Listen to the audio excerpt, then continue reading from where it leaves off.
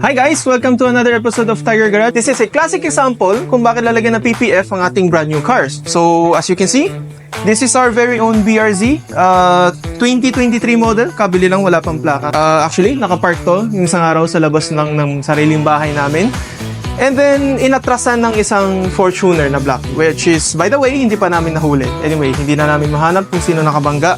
Pero binangga yung harap and then umatras yung buong kotse, tapos bumangga siya sa sariling other car namin. After cleaning everything, yung sa harap, actually parang nadumihan lang yung PPF, pero papalitan na rin natin. Yung likod, as you can see, pwede kayo lumapit. Ito lang yung tinamaan. Ayun, gasgas ng PPF, parang nagasgas din to. So, tatanggalin namin to everything para makita nyo na wala naman damage ang ating pintura. So, upon inspection, sa tingin ko, hindi natamaan yung pintura natin. So, tatanggalin natin tong PPF just to show you guys na what's the difference kung may PPF or wala. So, this is the front part. Actually, makita nyo parang nothing happened here. Pero actually, nung bumangga, umakit talaga yung likod ng Fortuner. So, nagasgas to lahat.